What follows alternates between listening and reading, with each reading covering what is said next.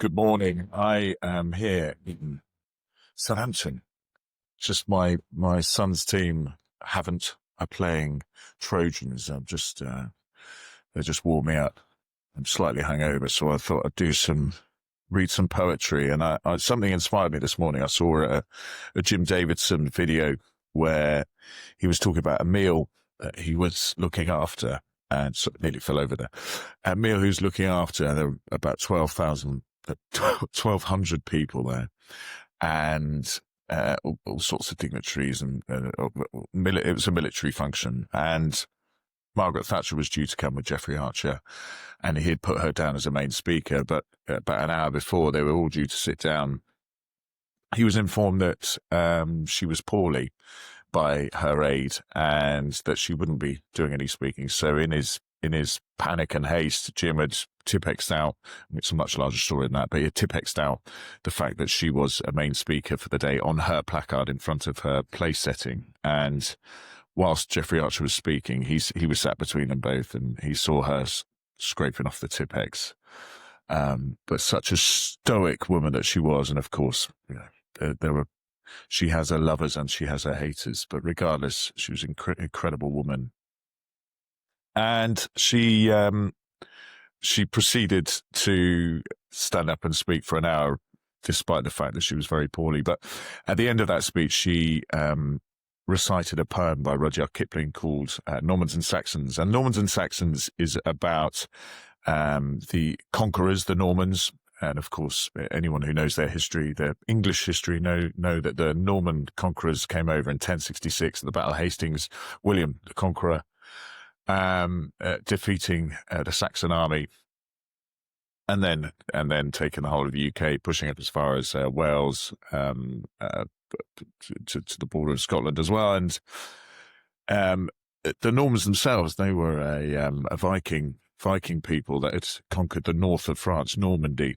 And then they had assimilated themselves into French culture, Christianity, etc., feudalism, and brought all that over with them in 1066. And such is the rich tapestry of English, British history. It's incredible. But anyway, so this is the viewpoint of the Norman Baron. It's a kind of fairly broad viewpoint of a Norman Baron talking to his son about the Saxon people, the English really that we know of today. So it starts.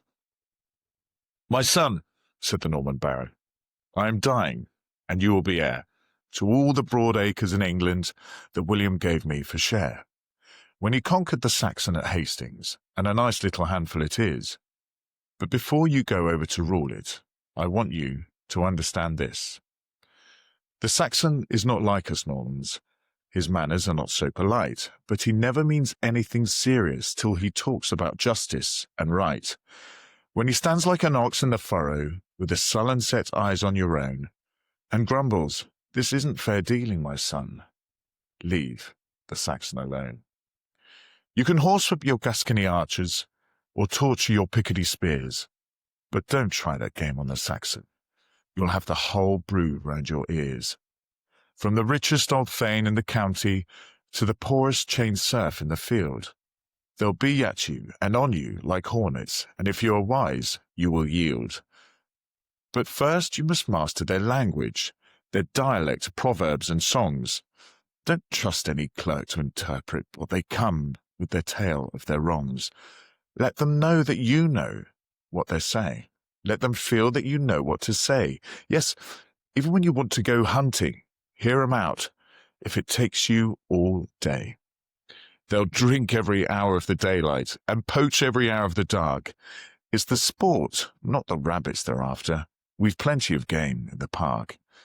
Don't hang them or cut off their fingers. That's wasteful as well as unkind.